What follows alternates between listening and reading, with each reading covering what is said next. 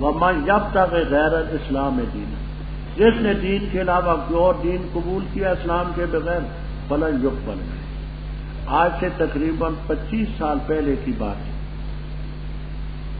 یہودیوں نے اچھے کاغذ پر قرآن کریم کے عمدہ کتابوں سے قرآن پاک لکھوایا اور تحریفات کی۔